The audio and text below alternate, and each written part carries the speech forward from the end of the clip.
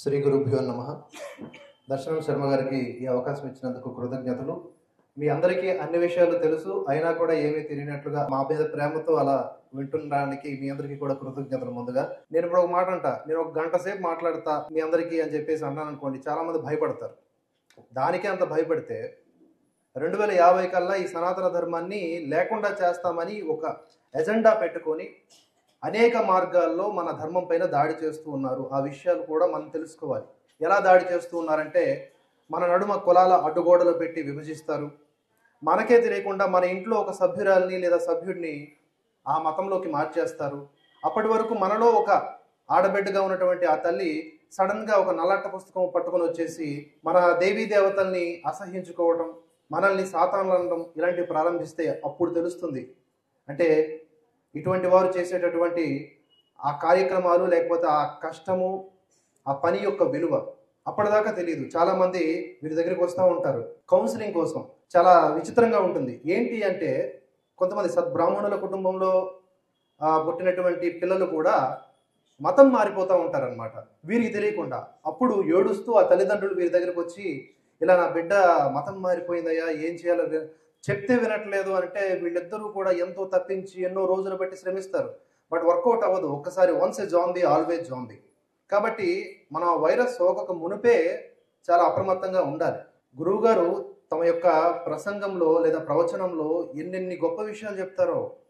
కేవలం మనం పుణ్యము అనే దగ్గర ఆగిపోతున్నాం, కానీ ఎప్పుడు పుణ్యం వస్తుంది అంటే మనలో సత్శీలత, మనలో మంచి ఆలోచన ఉన్నప్పుడే వస్తుందని వారు కుండ మొదలు కొట్టినట్లా చెప్పారు.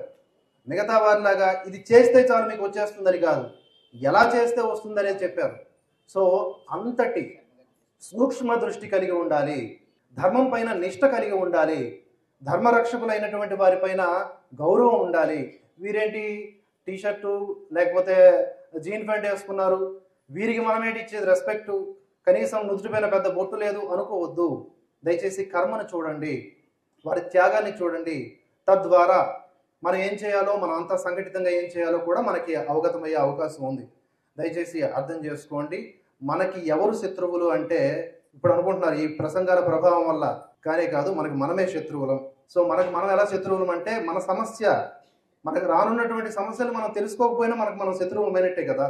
భగవద్గీతలో శ్లోకాన్ని ఉచ్చరిస్తూ గురువు గారు చెప్పారు, ఉద్ధరేత్ ఆత్మనాత్మానం అని. మనకు మనమే శత్రువు, మనకు మనమే మిత్రువు.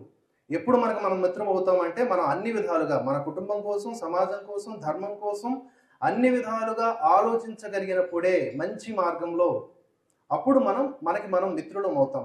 లేదంటే శత్రువు చేతిలో మనం నాశనం అవుతాం.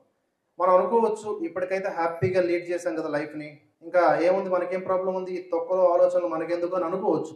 కానే కాదు, మన నెక్స్ట్ జనరేషన్ కూడా హాయిగా ఇలాంటి యాత్రలు చేసుకుంటూ ఇటువంటి సద్గురువులతో తిరిగి ఆడాలి అంటే, మనం తప్పకుండా ధర్మం అంటే ఏమిటి, దానికి ఏ విధమైనటువంటి శత్రువులు దాడి చేస్తూ ఉన్నారో దానికి గ్లాని కలిగించడానికి మనం ఏ విధంగా దానిపైన పోరాటం చేయాల్సిన అవసరం ఉంది. ఎవరి శక్తి మేర వాళ్ళు, ఎన్ని మార్గాలు ఉంటే అన్ని మార్గాల్లో. దయచేసి గురువుల యొక్క ప్రవచనాల్లో ఇటువంటి మా అన్నలు మాట్లాడేటటువంటి మాటల్లో, ప్రసంగాల్లో ఉన్నటువంటి ఆర్ద్రతని, ఆవేదన అర్థం చేసుకోవాల్సిందిగా మనస్ఫూర్తిగా కోరుకుంటూ, మీ సోదర సమానుడు మీ అందరికీ కూడా మరొకసారి విన్నవించుకుంటూ ఈ అవకాశం ఇచ్చిన మీకు కృతజ్ఞతలు, ధన్యవాదాలు.